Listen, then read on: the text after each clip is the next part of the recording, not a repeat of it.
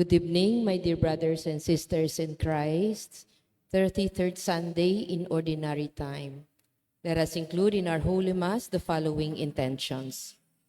For the thanksgiving of Richard and Chona Yumul, Ninfa Agapito Ong, for the healing, good health, and speedy recovery of Rita Marukot, for the eternal repose of the souls of Jose Roman Sr., Jose Roman Jr., Antonio, Iluminada, Juanita, Alejandra, Remedios Serrano, and all poor souls in purgatory.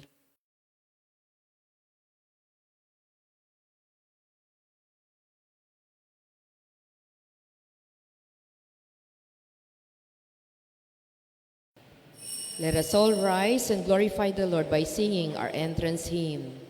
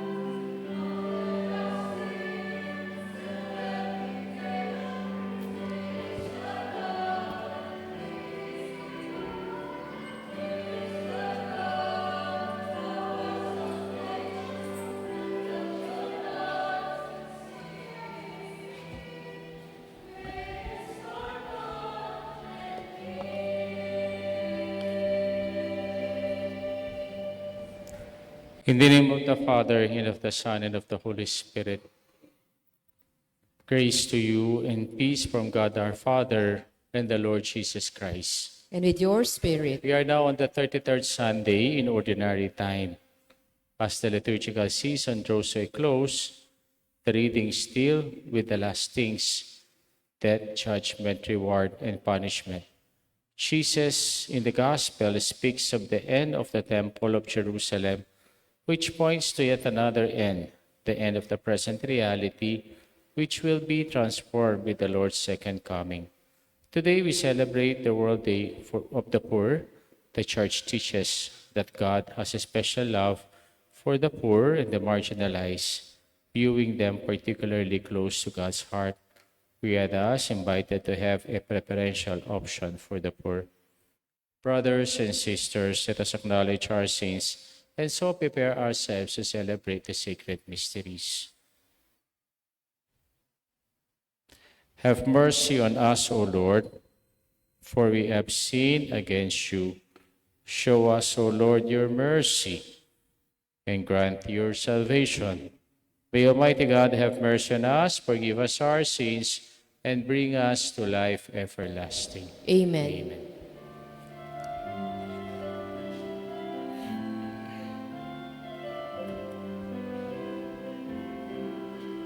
Glory to God in the highest, and peace to God's people on earth.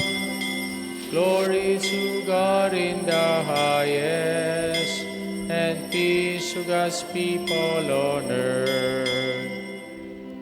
Lord God, heavenly King, Almighty God and Father, we worship worship you, we give you thanks, we praise you for your glory. Glory to God in the highest, and peace to God's people on earth.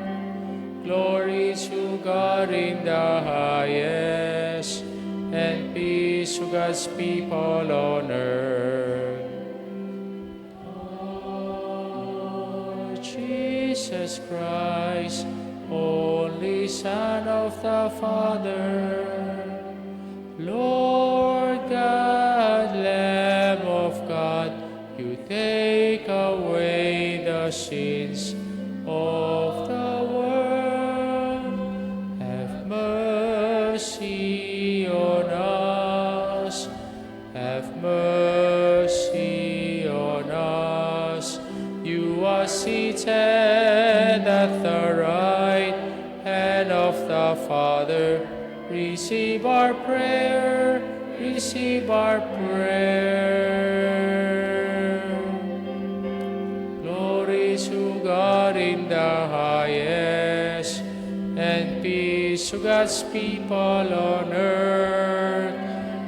Glory to God in the highest, and peace to God's people on earth. You alone are the Holy One, you alone are the Lord, you alone are the Most High, Jesus Christ, with the Holy Spirit, glory of God the Father, amen. Glory to God in the highest, and peace to God's people on earth. Glory to God in the highest, and peace to God's people on earth.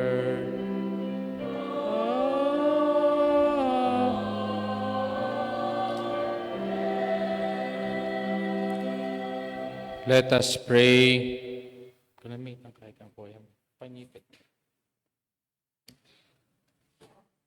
Grant us, we pray, O Lord our God, the constant gladness of being devoted to you, for in its full and lasting happiness, to serve with constancy the author of all that is good.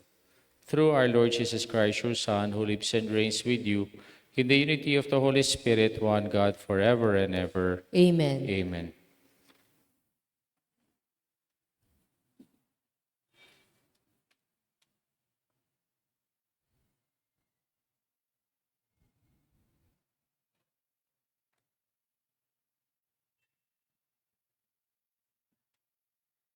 A reading from the book of the prophet Malachi.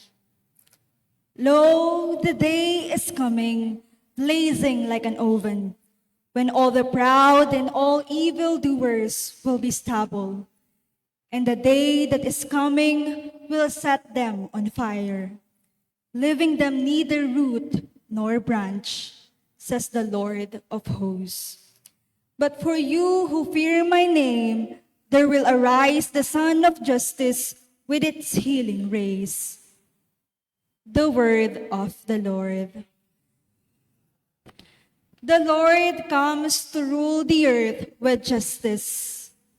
The Lord comes to rule the earth with justice.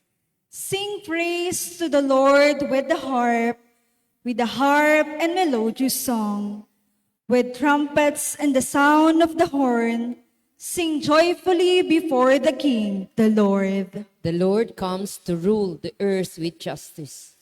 Let the sea and what fills it resound, the world and those who dwell in it. Let the rivers clap their hands, the mountains shout with them for joy. The Lord comes to rule the earth with justice. Before the Lord, for he comes to rule the earth. He will rule the world with justice and the people with equity. rule with justice.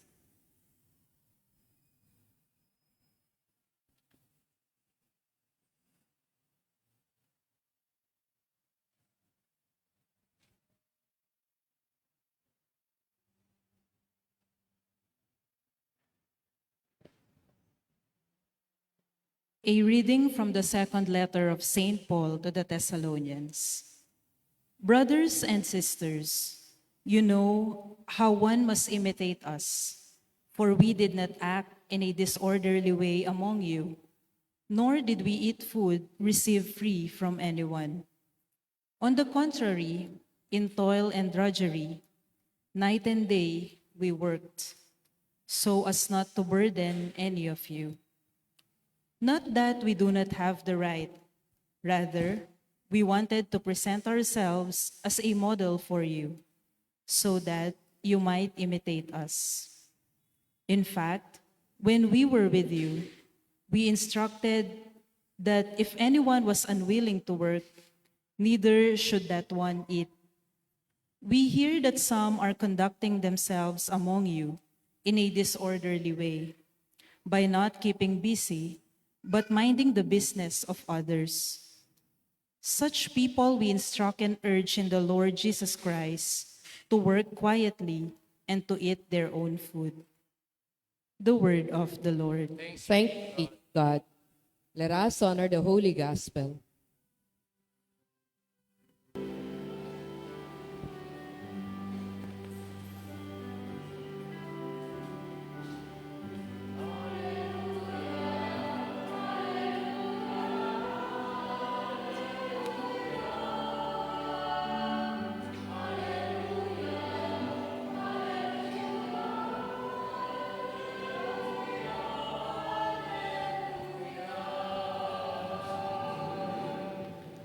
Stand erect and raise your heads, because your redemption is at hand.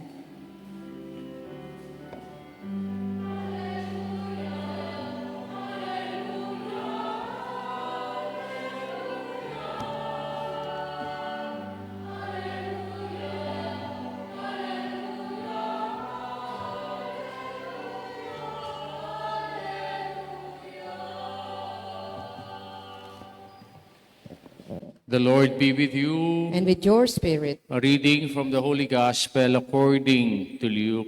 glory to you, O Lord.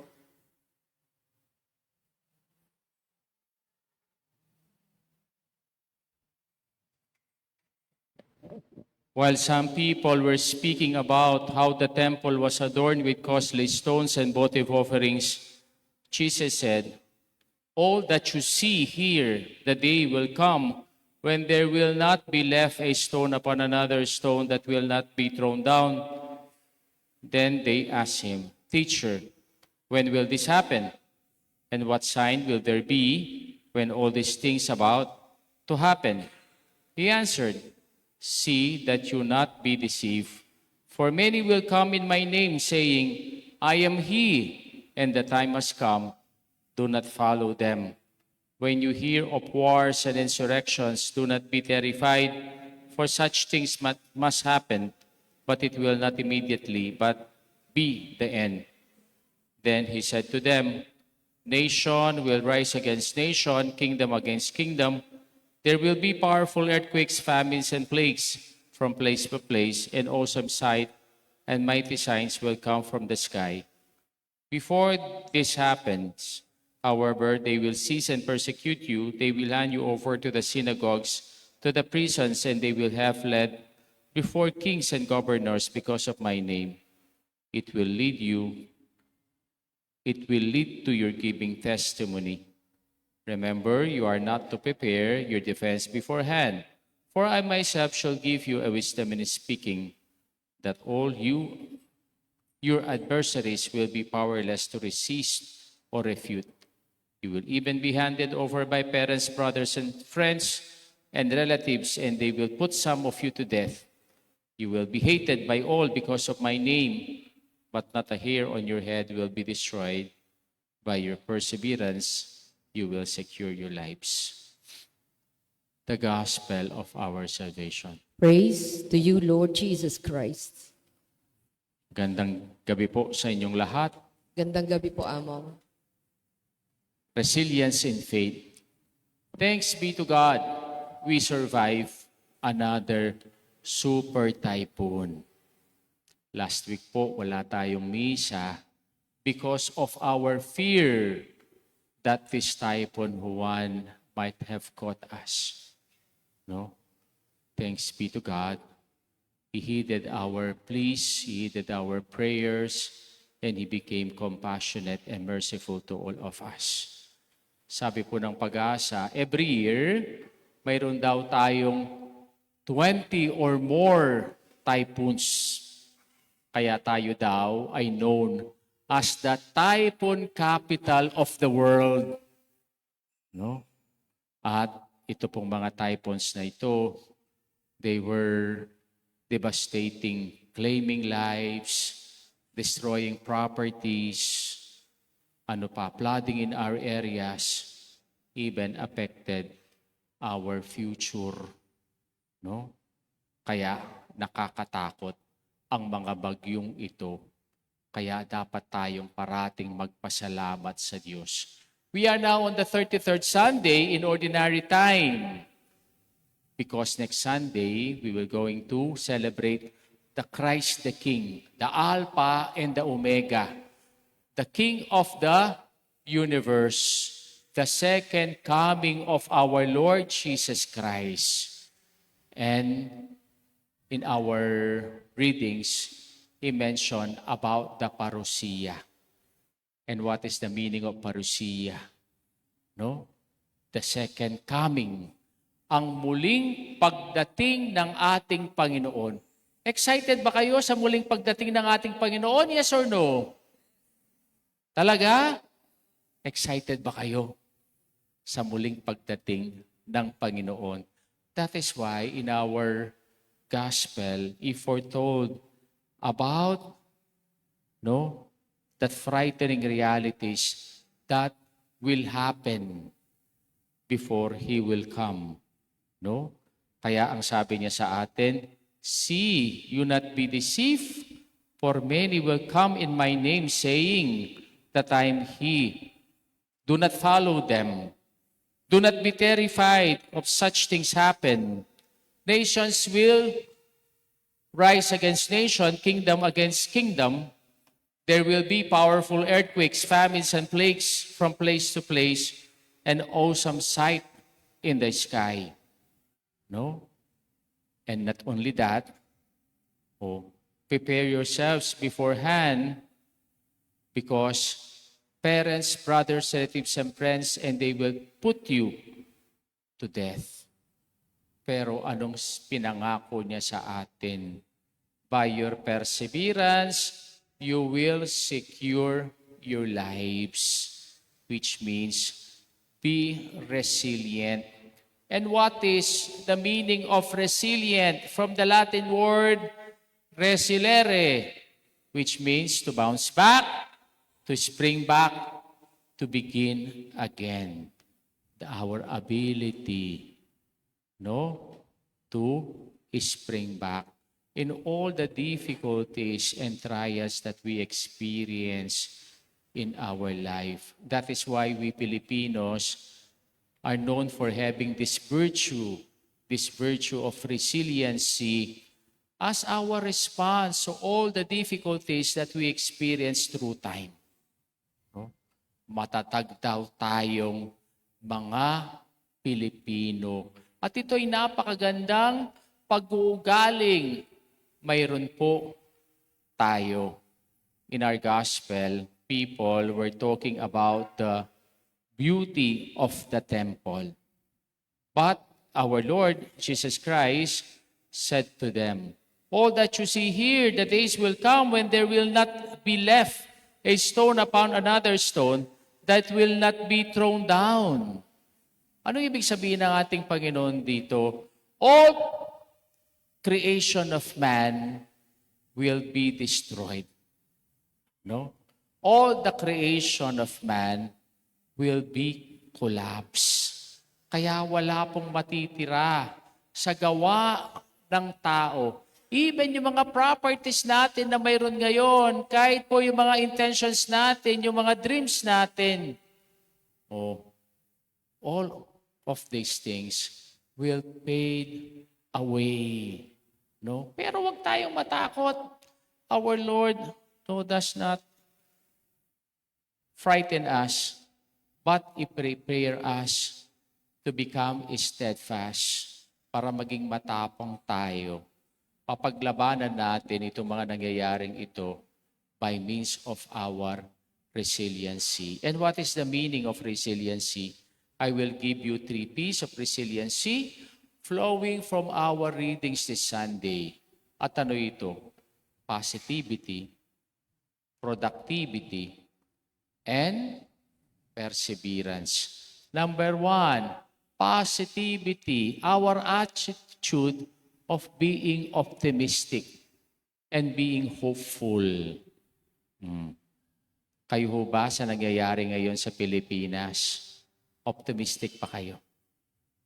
Positibo pa rin ba ang outlook ninyo sa bansa natin? Nakakalungkot, no? May malaking rally ngayon sa Manila at 3 araw daw ito. Bakit nagkaganito na naman ang Pilipinas na never-ending issue and corruption? Kahit meron silang pinalangalan, wala pa rin silang napapakulong. No? Kaya po disheartening ang nangyayaring ito. Hindi lang po yun, our economy, naghihingalo na. Wala tayong mga tourists, walang nagbibisita sa Pilipinas. High cost of living. Ang mahal ng pagkain ngayon, hindi lang po yun. Tataas na naman ng piso ang gasoline next week. Added to it, yung mga calamities na nararanasan natin ngayon. Palagay ba natin, mayroon pang pag-asa ang Pilipinas? Pero kung pinakinggan po natin yung ating first reading from the book of the Prophet Malachi, anong sinabi sa atin ni Prophet Malachi? All the proud and all the evildoers will be stumbled, and the day is coming will set them on fire. Yun daw mayayabang at yung mga gumagawa ng masama, sila ay masusunog. Di ba kayo natatakot doon? Pero be optimistic, for you will fear but for you who fear my name, there will arise the Son of Justice with its healing rays. Meron tayong kasabihan sa Kapampangan, sale semo rin. Palagay nyo ba, sale semo rin? Malwat mupin. Ne?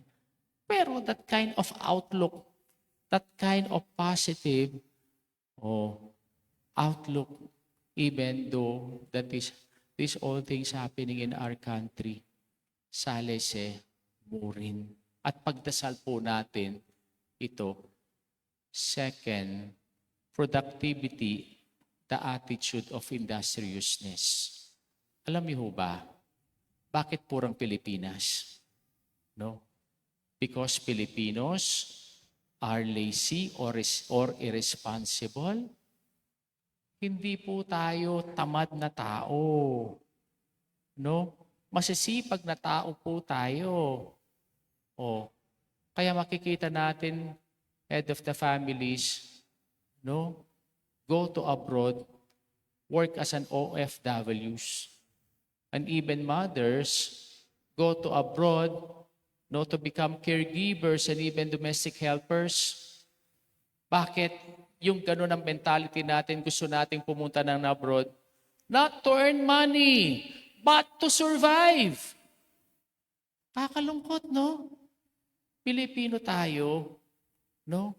And our leaders deprive us of opportunities to work diligently in our country and even become productive to help for the economy of our country and even being industrious to work on our own country. But we are being deprived of these elected officials because of their selfishness. And for us to survive, kailangan natin pang magpaalipin sa ibang bansa. Hindi naman po tayo bobong tao eh. Nag-aral naman po tayo. No? Oh. Pero bakit kaya pagdating sa ibang bansa, kahit teacher ka, kahit nurse ka, kailangan mong magpaalipin at maging caregiver, just to earn money. Because we want to survive and even our families want to survive here in our country.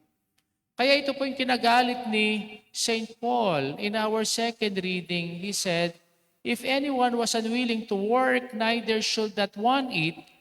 We hear that some are conducting themselves among you in a disorderly way by not keeping busy but minding the business of others. Huwag niyong pakainin yung tamad, sabi ni St. Paul, na walang ginagawa, kundi minding the business of others, pinapakyalaman pa ang buhay ng iba. Wala na nga ginagawa, chismosa pa. No, be productive. Sabi ni St. Paul, be industrious. And then, perseverance. What is the meaning of perseverance? The attitude of having the faith in God. Kahit po ganitong nangyayari sa bansa natin, ang daming problema, ang daming pagsubok, be faithful to God by means of our perseverance. Remember, God is not the God of the end, but our God is the God of the beginning. Kahit po ganitong nangyayari sa atin, learn to bounce back. Learn to spring back. Learn to begin again with the help of God by means of our perseverance. May kukwento ko sa inyo.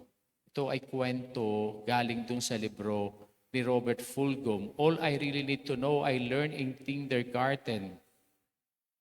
Nagkwento siya kasi mayroon siya daw napansin na gagamba doon sa kanyang bintana at napakaganda yung spider's web kung nandun yung gagamba. Pero one time, naglilinis siya ng bintana, nasira niya itong spider's web, pero hindi umalis daw yung spider sa lugar na yon. At hindi daw nasiraan ng loob. The next day, nakita niya ulit yung gagamba, spinning his spider's web.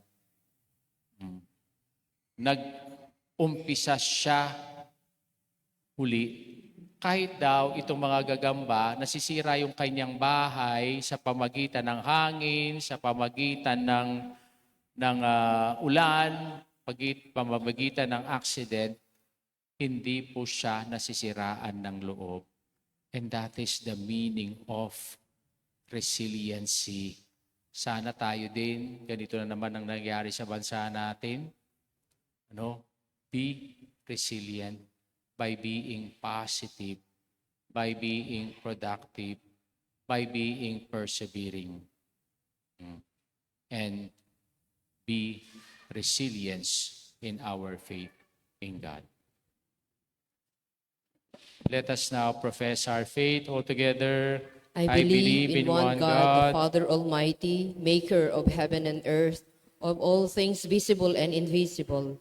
I believe in one Lord Jesus Christ, the only begotten Son of God, born of the Father before all ages, God from God, light from light, true God from true God, begotten, not made, consubstantial with the Father.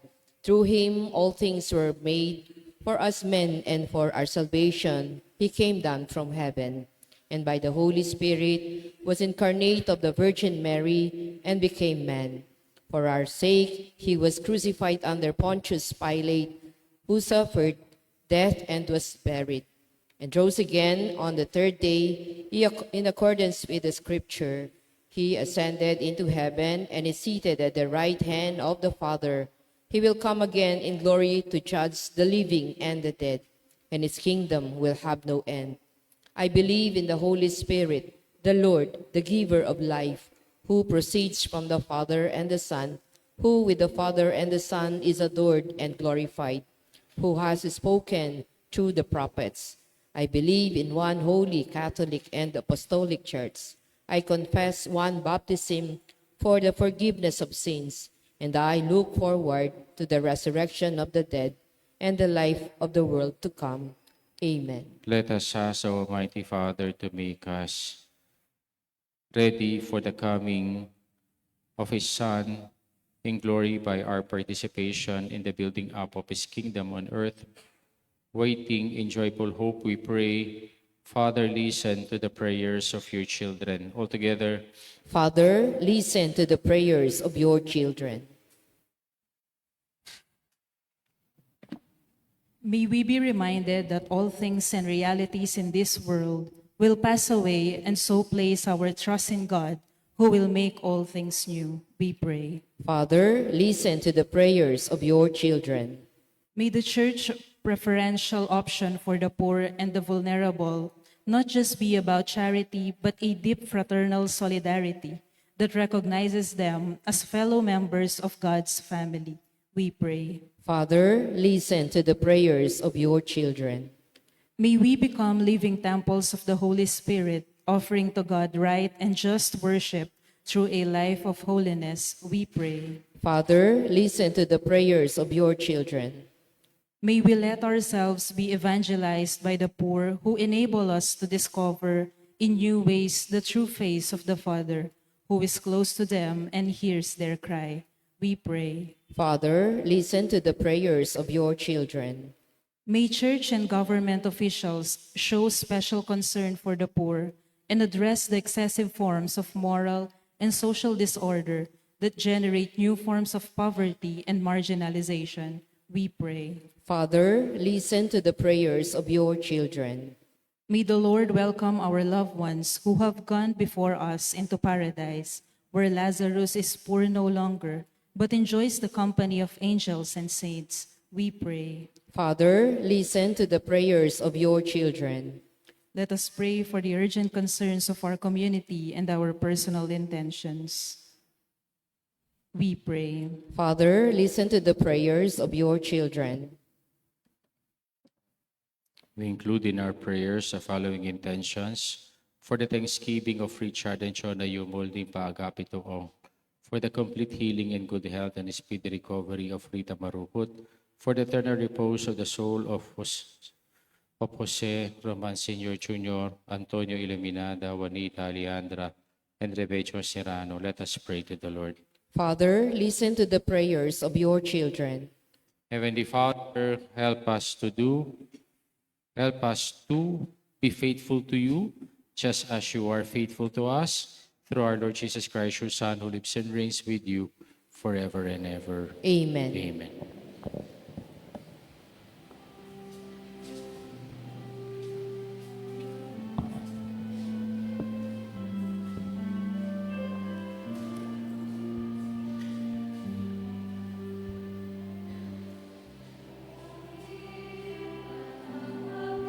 Blessed are you, Lord God of all creation. To goodness we have this bread to offer. Workshop and meat will become for us our bread of life. Blessed be God Blessed forever. be God forever.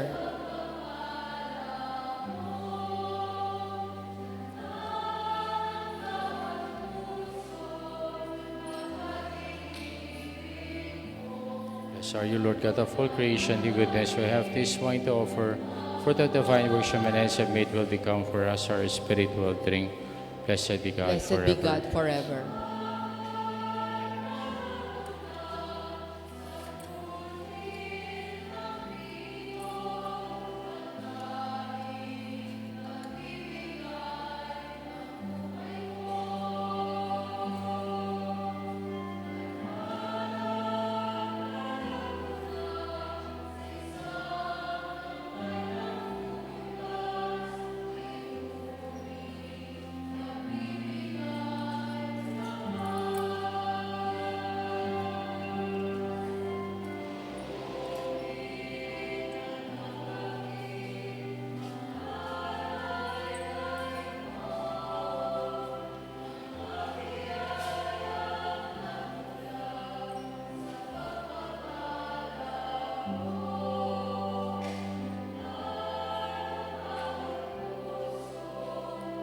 at tinibig mo, kayo'y nananalig, nagmamahal sa'yo.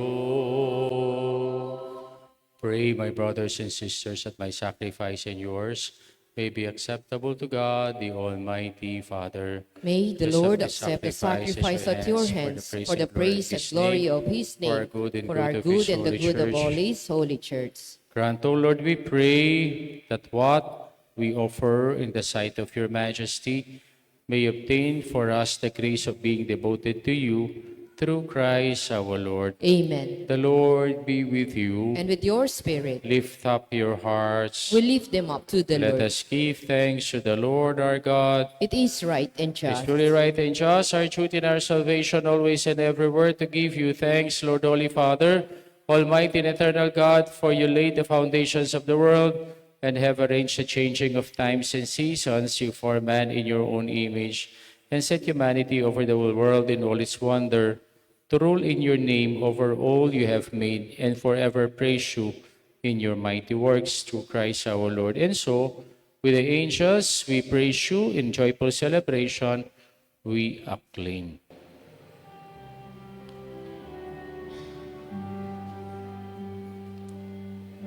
Holy, holy, holy, Lord God of hosts, heaven and earth are full of your glory, full of your glory. Hosanna in the highest, Hosanna in the highest. Blessed is he who comes in the name of the Lord. Hosanna in the highest, Hosanna in the highest, Hosanna in the highest, Hosanna in the highest.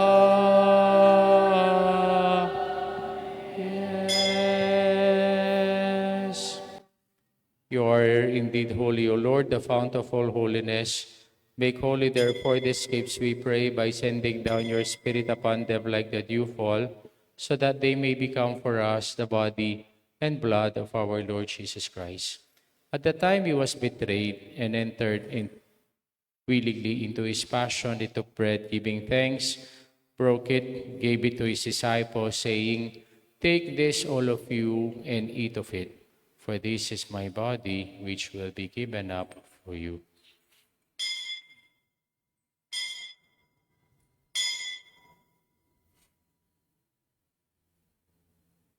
In a similar way, when supper was ended, he took the chalice, and once more giving thanks, he gave it to his disciples, saying, "Take this, all of you, and drink from it, for this is a chalice of my blood, the blood of the new and eternal covenant, which will be poured out for you and for many for the forgiveness of sins. Do this in memory of me."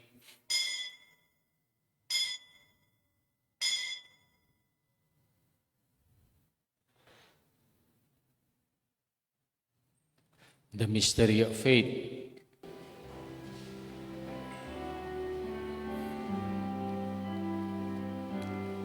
And we eat this bread and drink this cup, we proclaim your death, O Lord, until you come again, until you come again. We proclaim death, O Lord.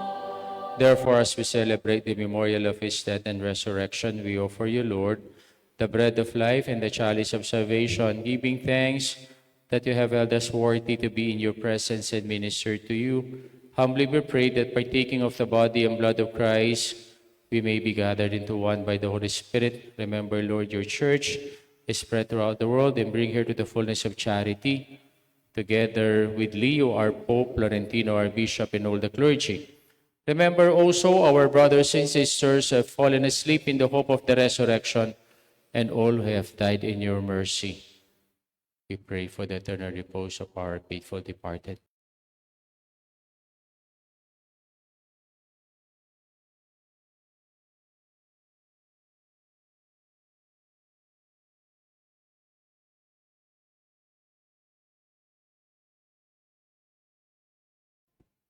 Welcome them into the light of your face. Have mercy on us all, we pray, that with the Blessed Virgin Mary, Mother of God, with Saint Joseph, our spouse, and the blessed apostles and all the saints who have pleased you throughout the ages, we may merit to be co-heirs of eternal life, and may praise and glorify you through your Son, Jesus Christ. Through him, with him, and in him, O God, Almighty Father, in the unity of the Holy Spirit, all glory and honor is yours forever and ever.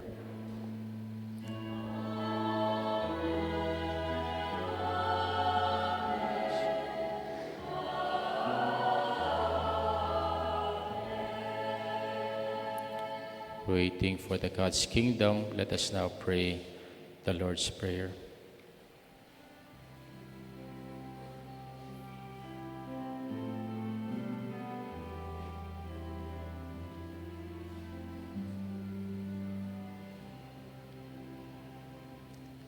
Our Father, who art in heaven, hallowed be thy name.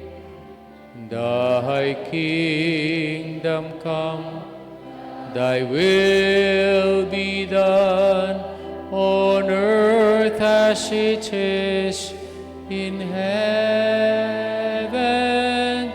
Give us this day our daily bread, and forgive us our trespasses, as we forgive those who trespass against us. And lead us not into temptation, but deliver us from evil. Deliver us, Lord, we pray, from every evil. Graciously grant peace in our days, that by the help of your mercy we may be always free from sin and safe from all distress, as we await the blessed hope and the coming of our Savior, Jesus Christ. For the kingdom, the power, and the glory are yours, now and forever. Lord Jesus Christ, who said to your apostles, "Peace I leave you, and my peace I give you," look not on our sins, but on the faith of your church, and graciously grant her peace and unity in accordance with your will, who live and reign forever and ever. Amen. The peace of the Lord be with you always. And with your spirit. Let us now offer each other the sign of peace. Kapayapaan po kaya kayungan. Peace to everyone.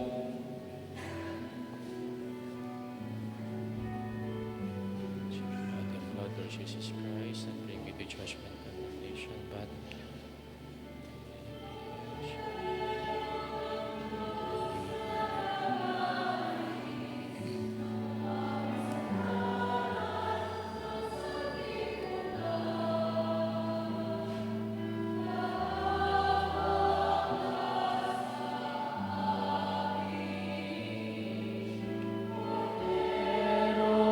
Diyos aming lalako, king kasalanan ngayong yato.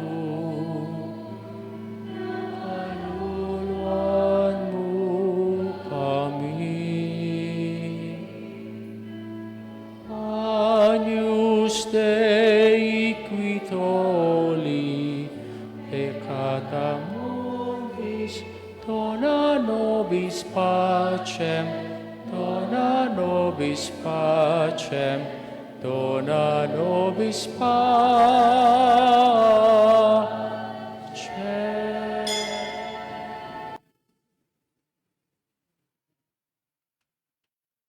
Behold the Lamb of God, behold him who takes away the sins of the world. Blessed are those called to the supper of the Lamb. Lord, I am not worthy that you should enter under my roof, but only say the word, and my soul shall be healed. With the body and blood of our Lord Jesus Christ, keep us safe for eternal life. Amen. Amen.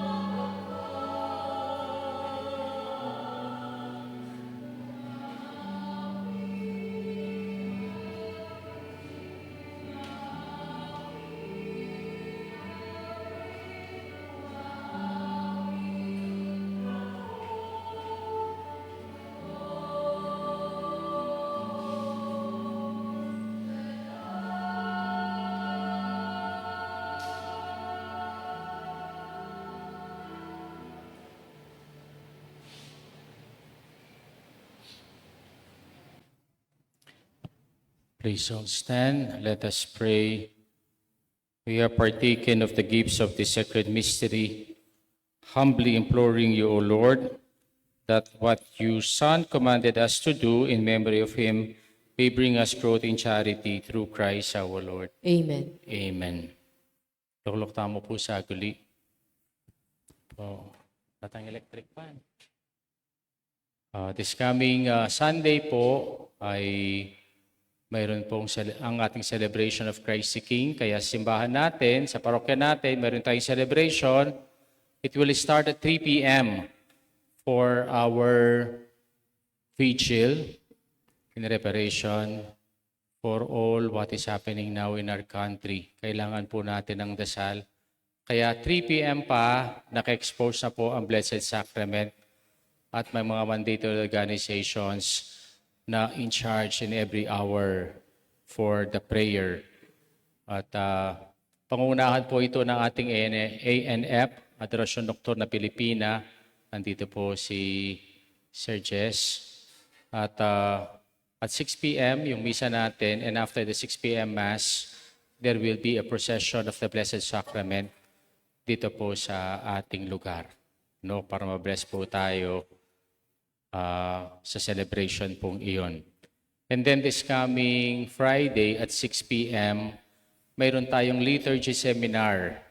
Kaya po lahat ng mga lectors, ito pong mga MDC natin, and even po choir. No?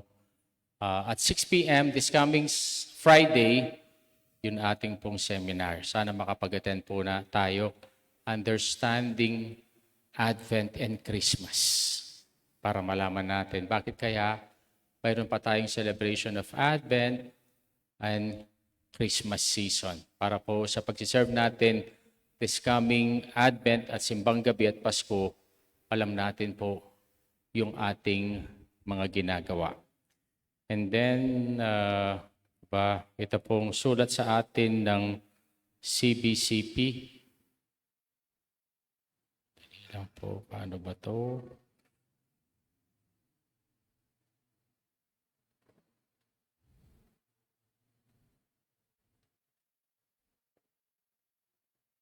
Ito po yung sulat ng CBCP sa atin as a response for the pronouncement of Saldico 2 days ago regarding the issue of blood control. Kaugnay ng seryosong paratang na nilabas kamakailan ni Representative Saldico na nanawagan ang Catholic Bishops' Conference of the Philippines na pairali ng katotohanan, katarungan at tamang proseso. Kung totoo at mabigat ang kanyang mga binibintang, marapat na lamang na siya ay umuwi sa bansa at iayin ang kanyang reklamo sa tamang hukuman sa ilalim ng panunumpa at may kasamang matibay na ebidensya. Hindi sapat ang paglabas ng pahayag sa social media. Ang mga ganitong akusasyon ay dapat iharap sa mga ahensyang may kapangyarihang magsiyasat. Para sa kabutihan ng bayan, mahalagang masuri ito ng bukas at patas at ayon sa batas. Naniniwagan din kami na mag-ingat laban sa anumang pagsasamantala sa isyong ito, lalo na kung inilabas ito sa mga panahong maaring magpagsiklab ng emosyon o makaimpluwensya ng politika. Karapatan ng taong bayan ang linaw, hindi haka-haka. Katotohanan, hindi chismis. Pananagutan, hindi panlilinlang. Inikayat namin na lahat ng sangkot na kumilos ng tapat, matapang at may pananagutan. Naway ang bawat takbang na gagawin ay magsilbi sa paghahanap ng katotohanan at matibay na tiwala ng mamayan sa mga prosesong nagtatanggol sa ating demokrasya. Signed, Pablo Virgilio Cardinal David, Obispo ng Caloocan, Pangulo ng Catholic Bishops' Conference of the Philippines, November 15, 2025. Pagpatuloy po tayong magdasal na sana yung lahat ng problema na inaharap ng bansa natin at ang ating mga problema na naranasan natin, ito po ay mapagwigaan po natin. Please all stand. The Lord be with you. And with you, May the mighty God bless you all, the Father, the Son, and the Holy Spirit. amen. Our Mass been offered. Let us go in peace and to love and to serve the Lord. Thanks be to God. to God. Good evening po sa inyong lahat.